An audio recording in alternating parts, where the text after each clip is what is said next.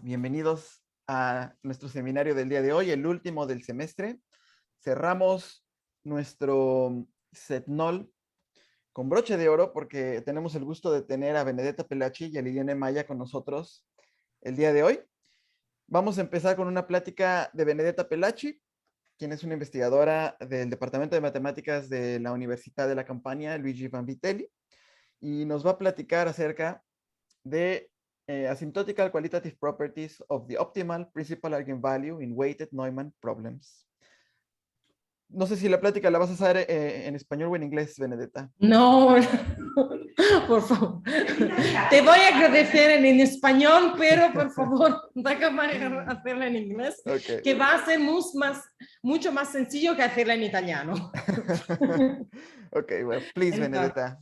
Gracias a todas las personas aquí. Es un placer especial de visitar a Mónica, visitar el Messi. Es la primera vez para mí. Entonces, estoy muy feliz. Okay, switch to English, and I'm going to talk about this joint research with Dario Mazzoleni from the University of Pavia and Gian Maria Verzini from Técnico of Milano.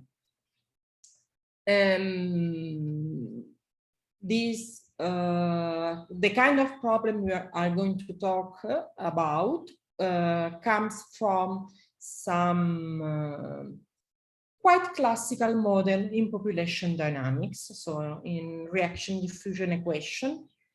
And let me introduce the problem. Okay, this is a very classical model, as you can see from this cited paper. This is a reaction diffusion equation that describes the dispersion of a population in an environment. So omega is your environment, U is the density of the population, and you have an initial data, starting point amount of the population, greater or equal than 0. You have a very classical nonlinearity on the right-hand side, the logistic nonlinearities. And then you have Neumann homogeneous boundary condition. This because you think of the boundary of your environment as a reflecting barrier. So when the people arrive to the boundary, they simply turn back and move inside the domain. D is a coefficient, a diffusion coefficient, and it is also called a motility coefficient because it describes the internal ability of the population to diffuse, to move. And then M of X is what is the weight that takes into account the feature of your environment. So this is the reaction diffusion equation has been introduced by Fischer and independently by Kolmogorov, Petrovsky, and Piskunov. This is also called the KPP equation. And it has been studied from the early 19th. And I also quoted here this paper by Berestikiam and Rock, where they describe the feature of M in connection with the environment. So the feature of M. This is the so-called M changes sign, and this is the so-called patch model.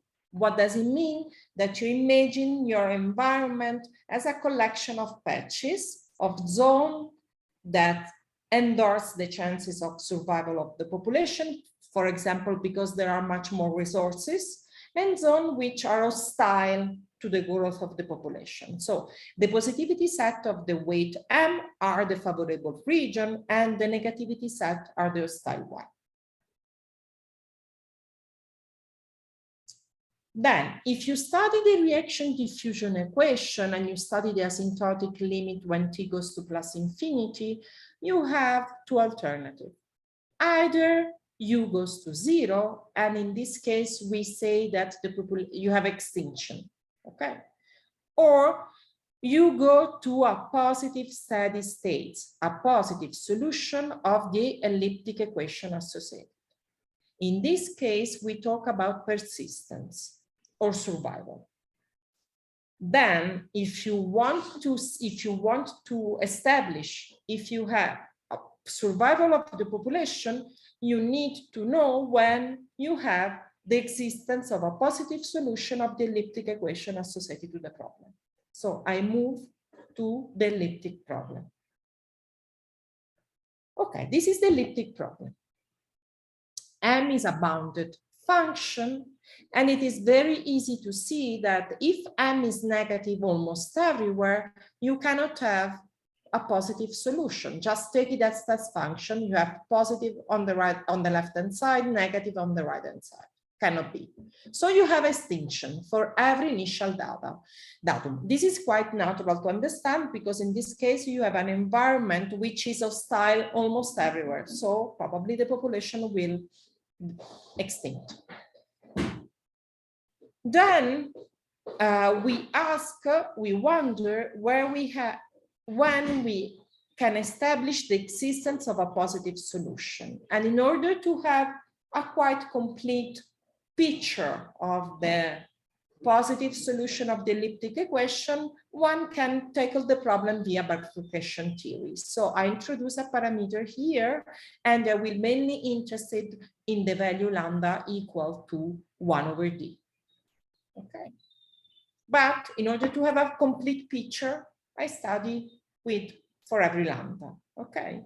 And then when I tackle the problem via bifurcation theory, I have to find a possible candidate to be a bifurcation point. And I want a bifurcation branch of positive solution. So as usual, we linearize and we see if we can find an eigenvalue with a positive eigenfunction. Quite classical. Okay, so I have linearized and I have this weighted eigenvalue problem. Okay, Neumann, homogeneous Neumann, weighted because I have a weight here, and I can try to find a solution via constraint minimization, for example. You can minimize the Rayleigh quotient, but it is equivalent to minimize the energy under this constraint. And I am interested in finding a principal eigenvalue, that is an eigenvalue with a positive eigenfunction, because this will be my candidate to be a bifurcation point of a positive solution. Then it is easy to see that if the mean of M is greater or equal than 0, then constant function belongs to the constraint. Take this, normalize, and you have that constant belongs to the constraint. But if constant belongs to the constraint, then the inf will be 0 because you have always 0 as an eigenvalue since we have homogeneous Neumann boundary condition. The constant are admissible.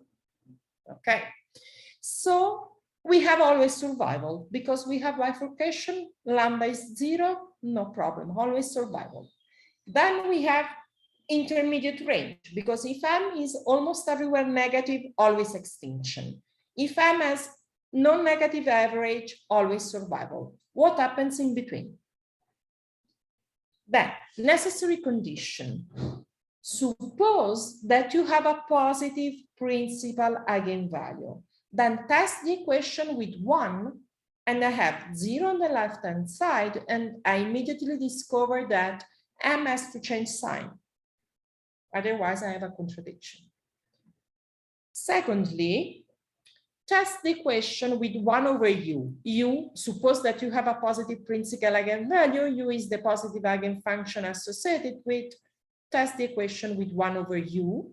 On the left-hand side, I have something negative because it comes from the derivative of 1/u. On the right-hand side,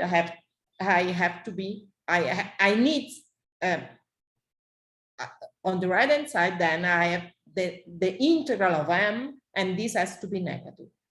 So I have these two necessary conditions. MS needs to have negative average, and it has to change sign. These are indeed sufficient. Negative average, non-trivial positive part, then we have two principal eigenvalue. One is 0, but you have a positive solution of this constraint minimization problem. So I indeed have a bifurcation point which is positive. The bifurcation arises from the right-hand side of lambda, so that you have survival because you have a positive solution of the nonlinear equation associated for every lambda greater than this lambda n, because the bifurcation will be supercritical on the right-hand side of the bifurcation point. Okay.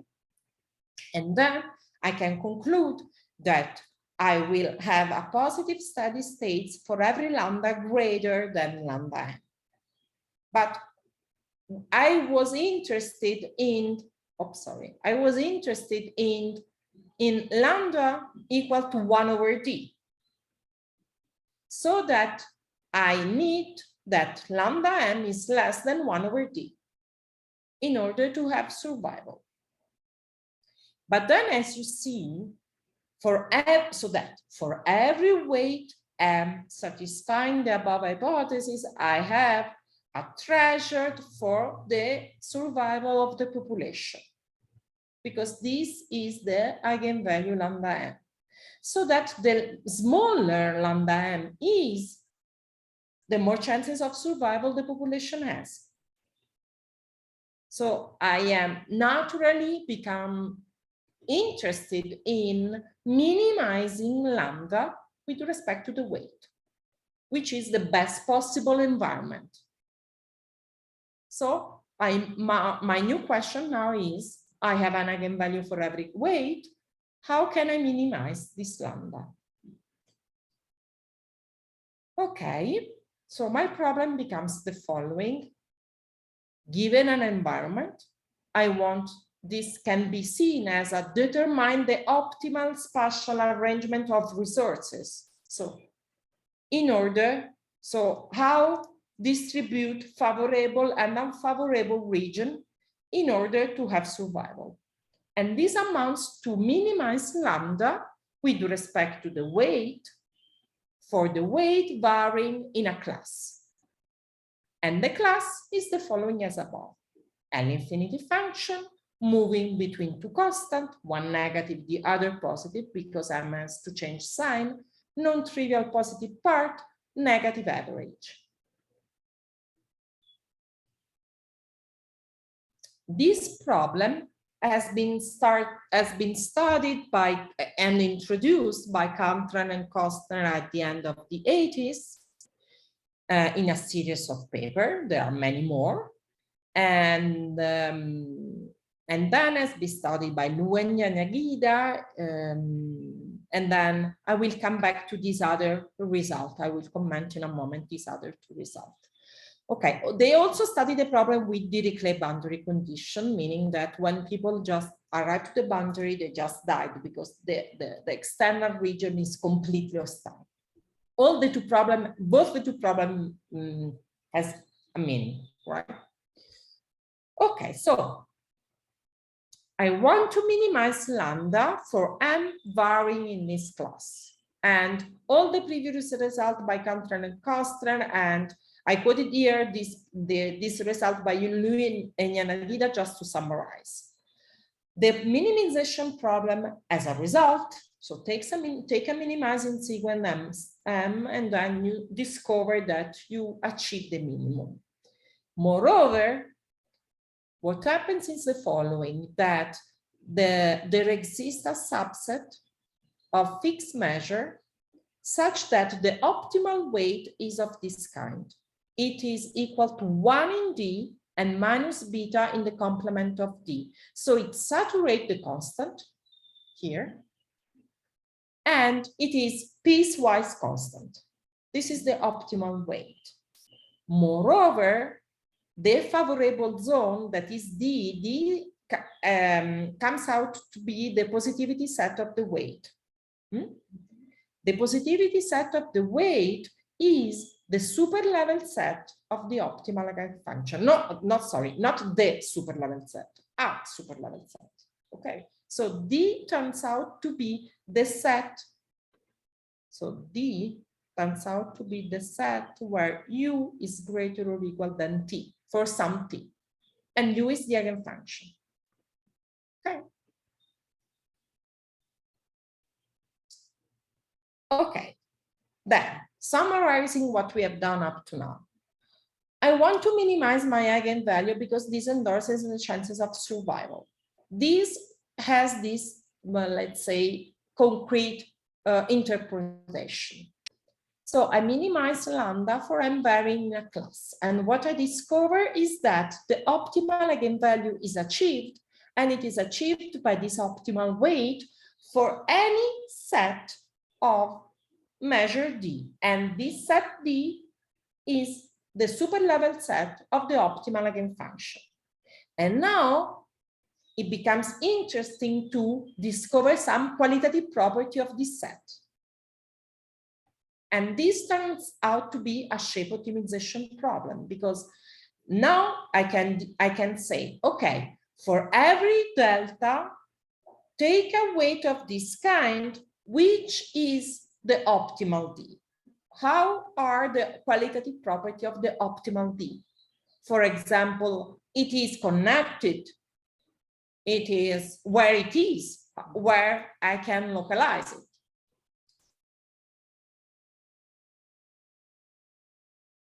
So now my question becomes, what are the qualitative property of my optimal favorable region D? This is the favorable region because, as I recall you, D is the set where m is equal to 1.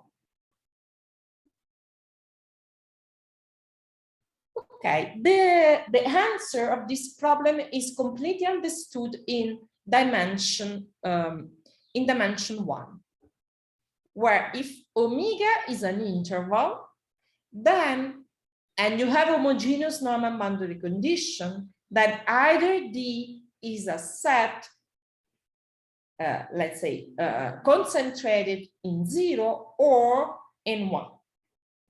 These two possibilities. Okay, so you have here you have a picture. This is the most favorable situation. In this case, D is this set, 1 minus delta 1. And these other two are the less favorable. Okay, so it is more convenient to change sign for the weight the least possible time. Okay, so changing more times will increase the eigenvalue. And moreover, since you have an homogeneous Norman, it's better to be to have a favorable region near to the boundary. Of course, the situation is completely different if you have homogeneous Dirichlet, because the boundary, if you put resources but near the boundary, the population will die. It's not a good choice. Then, so this is dimension 1. Completely understood. This connected, and I know where it is. Oops. Okay. Dimension 2. Suppose you have a square, then you can think about, you can try to symmetrize both the eigenfunction and the eigenvalue. Recall that lambda m is the minimum of the integral of gradient u square over mu square, right? So when you symmetrize m, you increase the denominator, lambda will decrease. So it's better to have to rearrange m. Okay, this because of the back-to principle. Okay, and then what you discover is that it's better to have the weight and the eigenfunction non-increasing in any coordinate. This because you have rearranged it with a monotone rearrangement. Okay, so the symmetrization is via monotone rearrangement in every coordinate. So you started from the x coordinate, rearrange, and then you do it again with the second coordinate. So what you discover is that maybe this picture can be true. These are numerical simulation done by RockML in a paper appeared in Mathematical Bioscience in 2007. And what I discovered is the following. So the black region is the optimal region, is the delta, what we called the delta. And so you see different simulation while increasing delta.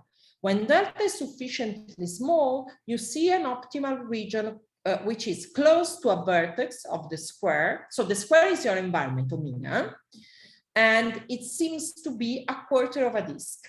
Then delta increase, then you have some threshold here where the delta seems to be a stripe, and then it becomes the complement of a quarter of a disk. So this simulation has some fundament on symmetric rearrangement and on numerics. So this was the conjecture. In dimension 2, can the optimal set be a quarter of a disk, at least for sufficiently small measure, centered in a vertex of the square? This was a commonly, let's say, accepted conjecture made by Berestiki, Aman, and Rock. So the qualitative property which we'll be interested in are connectedness of D and D delta intersect the boundary question. And as I said, the commonly conjecture made based on numerical simulation. Okay, then Lamboleno, Ranadin, and Privat in this paper in 2016 proved the following. Take omega, for example, the square, then the optimal set, take the delta, the optimal set, then the weight is monotone with respect to every coordinate. So as I said, via monotone rearrangement, it's better for the weight to be monotone in every coordinate. So really, if you start with an optimal region, which is centered in a vertex, then you have the weight positive, positive, positive. And then when it starts being negative, it will remain negative because it has to be monotone in every direction. But if the boundary, the internal boundary of D is analytic, then it does not contain any piece of sphere. So D cannot be a quarter of a disk, because the internal boundary will be analytic, cannot be a quarter of a disk. So you have some confirmation concerning the connectedness and the localization, and some disproof concerning the shape of D. Okay, so as I said, D is connected, D intersect the boundary. These are immediate consequences of the first conclusion. The internal boundary has constant curvature, false, no way. So our approach was to study this question when the measure goes to 0, because this result, and I don't want to enter in much more detail concerning the proof of this result, but this results in some way tells that the boundary of D and the boundary of all the omega talks, they influence each other some way. So what we think was, okay, if we let the measure goes to 0, maybe we avoid this interaction between the boundary of D and the boundary of all the environment. What we can obtain in this case. So let me say the following, that the problem in dimension n greater or equal than 2 is still open. So this is this proof cannot be a quarter of a disk, but what is its shape? Open. Okay, so our result. Our result is the following. Suppose that omega is sufficiently regular. Then for every epsilon, we can find a measure sufficiently small such that this is the optimal eigenfunction, it has a unique local maximum point and it belongs to the boundary. As an immediate consequence, disconnected because you have a unique local maximum point. So this is, recall that this is a super level set of the eigenfunction. So it has to be connected. Moreover, you can find two radius such that the measure of the ball of this radius is a little bit greater than 2 delta, a little bit less than 2 delta, and D is in between the intersection of these two balls with omega. So we will not have a quarter of a disk, but D will be in between two quarter of a disk. In particular, we have a uniform bound from the law of the measure of the n-1 Hausdorff measure of the internal boundary with respect to that, of course. Okay, so just some idea of the proof, because they are quite, it is a really non-linear analysis approach. Why? Because we found many points in common with this kind of problem, which for people that works in nonlinear analysis are quite classical results. So this singularly perturbed elliptic problem with homogeneous boundary conditions studied by Ni and Takagi at the end of the 90s. And what they proved that when epsilon goes to 0, they proved exactly that the positive solution, which is a mountain pass solution, has one local maximum point, and it belongs to the boundary of omega. This is what they proved. How they prove this? They rescale, and then they follow the rescaled sequences to the limit problem. In order to do this, you need to know what is the associated limit problem. So you need to know where will be the limit problem. And of course, you will have two different limit problems if the point, the maximum point is internal or if it goes to the boundary. And then you need two bounds, a bound from above and a bound from below. The third one is the more difficult step. Okay, so we follow the same argument. So first of all, the limit problem. What is, in our case, our limit problem? Notice that we have a linear problem with a weight that is L infinity. Our limit problem and changes sign. So these are the main difference with the, let's say, P problem. Okay, so our limit problem is the following. So suppose you have a weight which is L infinity in all the Rn, moving in between two constants, which satisfy this condition.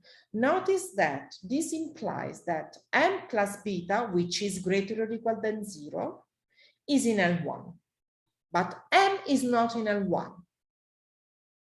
Okay, so the limit problem will be with a weight which is not in L1. It will be negative in a region of infinite measure, but m plus b will be L1. And we have an eigenvalue, and the optimal eigenvalue will be for a piecewise constant weight, which will be 1 in a ball of measure 1 and minus beta in the complement. Moreover, the eigenfunction associated is positive, radially symmetric, and exponentially decay. So this is the counterpart of the limit problem in Rn, when you have a positive solution, radially symmetric, that exponentially decays. So our eigenfunction will play the same role. Then the bound from above is obtained by construct take the eigenfunction of the limit problem, rescale it, take the weight of the limit problem, rescale it, and construct a competitor, because our eigenvalue is a minimum. So we construct a competitor by taking a good weight and a good eigenfunction, using the one that comes from the limit problem. Okay, and you see here that, okay, this is the zero order expansion here. This is the first order expansion. You see here that the maximum of the mean curvature of the boundary appears. So this gives you a guess on where the optimal region will be localized. Moreover, let me observe that when I rescale the weight, I rescale the positivity set.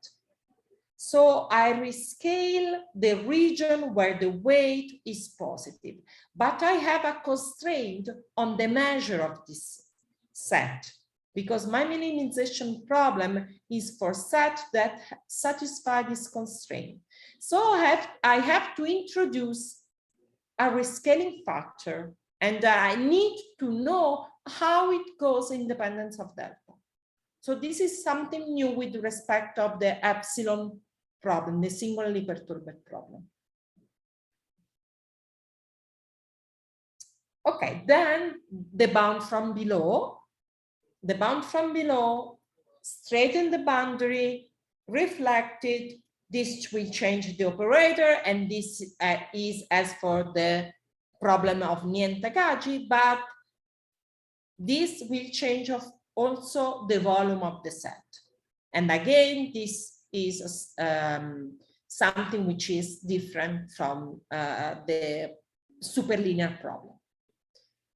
Moreover, with respect to the superlinear problem, it is a little bit more delicate to avoid vanishing, because in this context, having a p greater than 1 is very helpful. Here we have a linear problem. It's quite more delicate to do this. But at the end, we have this, and we may obtain all the qualitative property by contradiction. So if p doesn't go to the boundary, then the lambda will be too high. So it is more convenient to have a unique local maximum point that goes to the boundary, and this will give me the connected of the optimal set. So this is what we prove. The optimal set is connected and it is trapped between two spheres.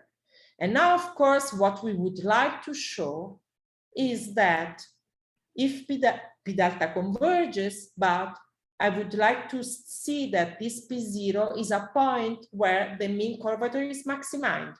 This is what happens for the superlinear problem. But the problem that we have now is that I have a weight that changes sign, and it changes sign on the boundary of the delta. So in order to do this, I am naturally led to do a second order Taylor expansion. If you have a superlinear problem, no problem. You straighten the boundary, you have always that it is very regular, you can do second order Taylor expansion. But here, I have something that will have a discontinuity. So this, we really don't know how to do this. At the beginning, I thought that, okay, but my d delta is between two spheres. So I linearize inside, I linearize outside, and I try to control what happens in between. But this is not sufficient. We need some more precise qualitative properties to concerning what happens close to the boundary of D. Okay, so maybe my time is quite over. So let me just say you still that have 10 minutes. You still have 10 minutes. I have 10 minutes then. Sorry, because no, come back. Okay, so just to mention another result that we did connected to this, because in this other paper in 2020, we study what happens in another singular analysis when beta, this parameter here, goes to plus infinity. What does it mean? Okay, recall that we, because of the result by Lamolelo, Ran, and Privat, we have this that the boundary of the optimal set and the boundary of all omega talks. They influence each other. So in order to break this influence, we can perform two arguments. Either the measure of the delta is so small that it doesn't see the boundary of omega, and this is what I told you up to now, or you can think of beta going to plus infinity. That is, outside the delta, you have a completely hostile region. So at the end, probably outside the delta, okay, the eigenfunction is always positive, but it will become so small that maybe we don't see the influence of the boundary of the environment. So this is what we did in this paper. And okay, and what we discover in this case is that when you do this limit, you end up with this other limit problem, which is, okay, at the end you see this is kind of Dirichlet problem. This mu is an eigenvalue, will be a minimum of this Rayleigh quotient. But the point is that at the end, when beta will reach plus infinity, u will be 0 outside D, which is quite expected. So at the end, the eigenvalue problem that you obtain is the following. Minimize the classical Rayleigh quotient among all the functions that are 0 quasi everywhere outside D. Quasi everywhere means with respect of the capacity. But this does, okay, it's a complication in the technique, but you can even you can think of almost everywhere, which is not the same, but just to give you an idea. Okay, we discovered that this problem has been studied by Butazzo and Velichkov, so we already have a limit problem already studied, and then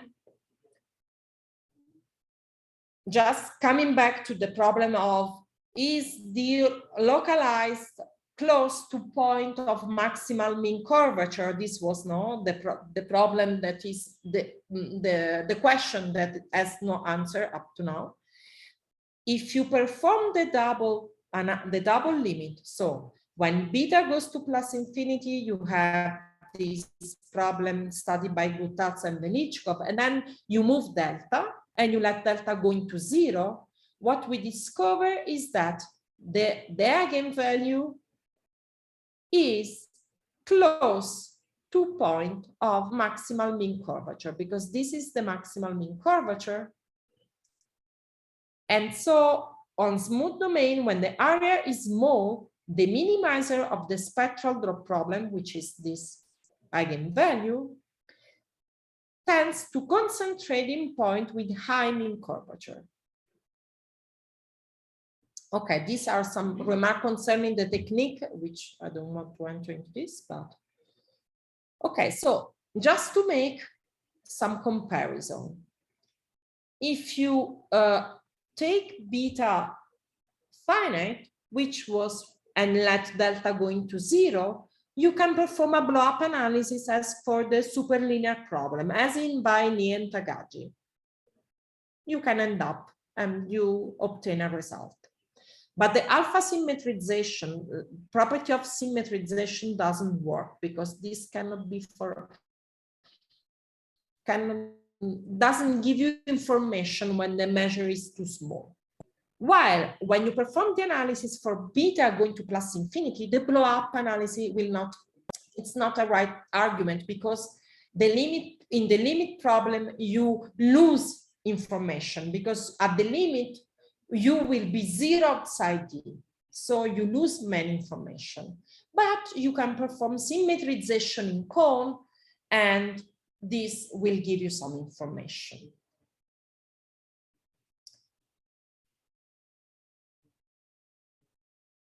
Then, as I said, in my opinion, the interesting problem will be localize the unique maximum point.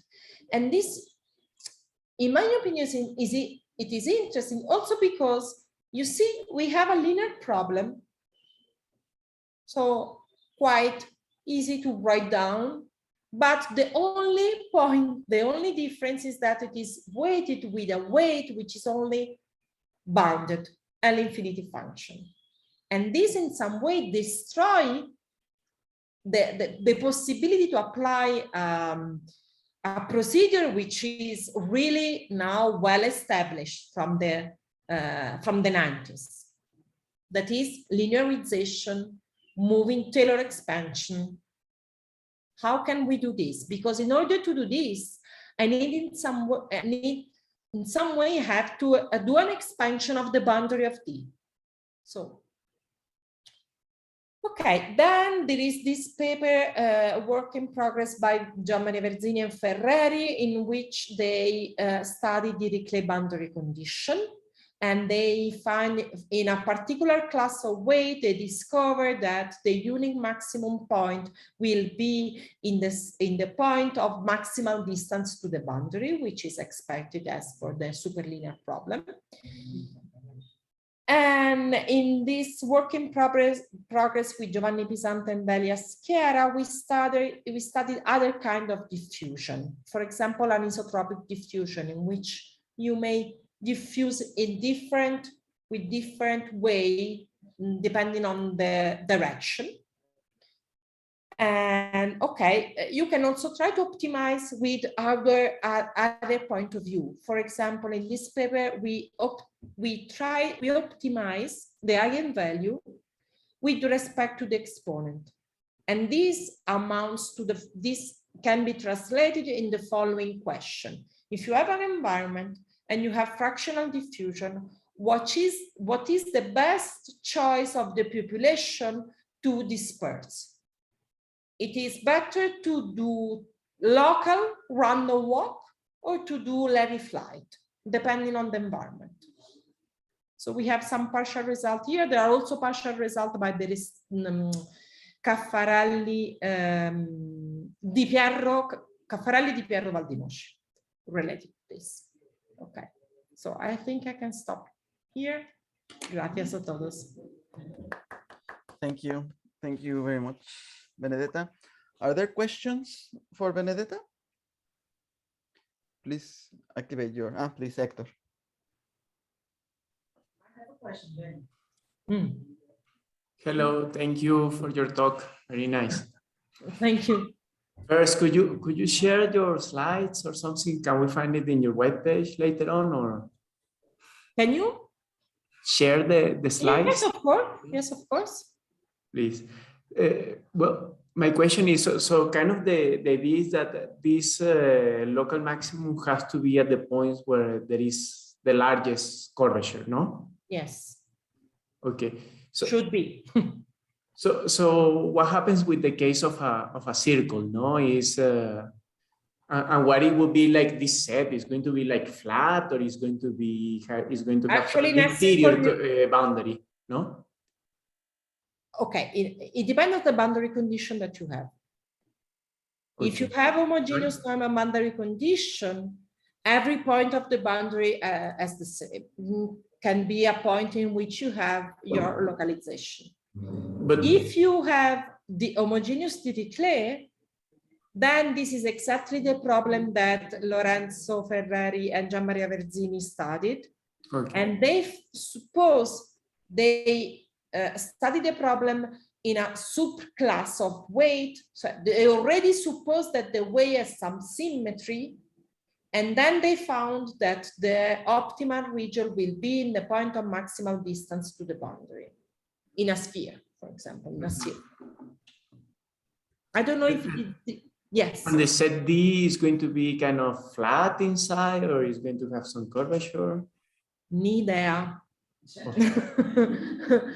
No sé. The problem concerning the shape is completely open.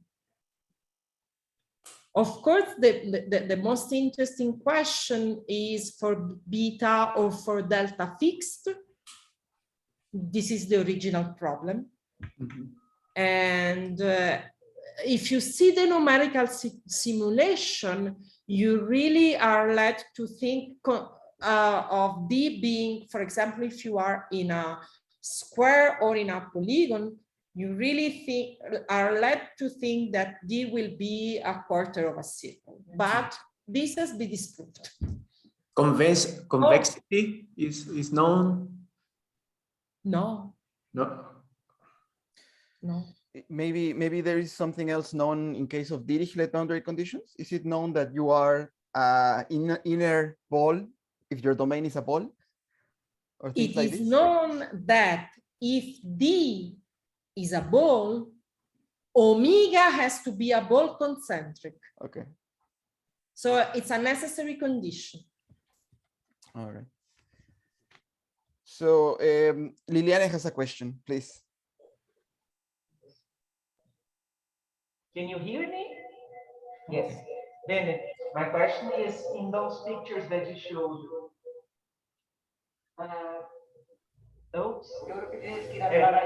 the evolution is with delta. Those pictures in the square. Okay, let me go back to this.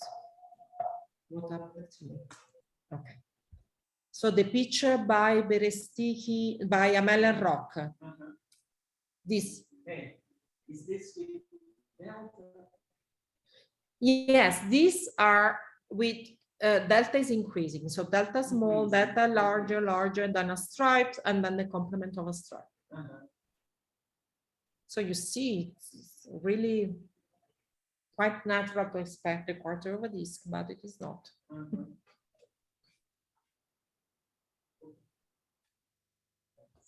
Is there any other question for Benedetta?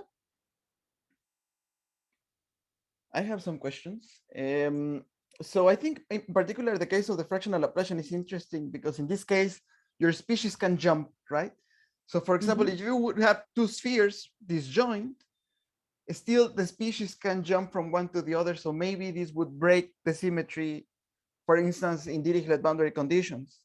But you don't know, has this been studied or something like this? No, I don't think so. In this paper, the last paper that you mentioned, yours with Gian-Maria Versini, you're studying the dependency with respect to S? But, yes, only for the, let me be a little bit more precise, only for spectral Laplacian.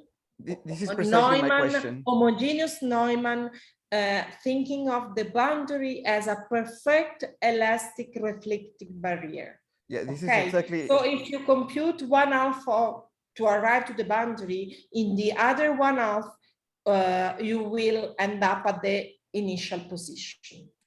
So this was our interpretation of the action of the boundary. You know that you may interpret the boundary in many other kind, and you will end up with different operator actually. Exactly. So my question would be, do you think your study can be repeated for, let's say, the integral Laplacian, Dirichlet boundary condition? Is the method flexible?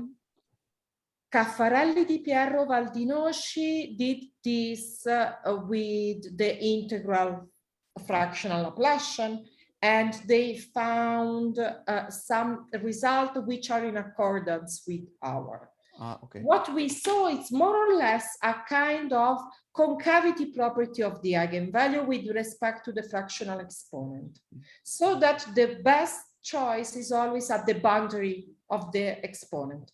So really, really non-local or really, really local, let's say. In the case depending on the measure. In the case it is really, really non-local, like S very close to 0, you would interpret this as a species that almost doesn't move, or how would you interpret this as a diffusive strategy? Doesn't move because this depends on this property depends on the measure of the environment of omega. So when omega is very large, it's better to not to move too much. Okay, that's very interesting. Well, thank you very much, Benedetta, for your talk. If there are more questions, please write them in the chat or write them to Benedetta. Right now, we can now start with the talk from Liliane. Thank you, Benedetta. We have to go there.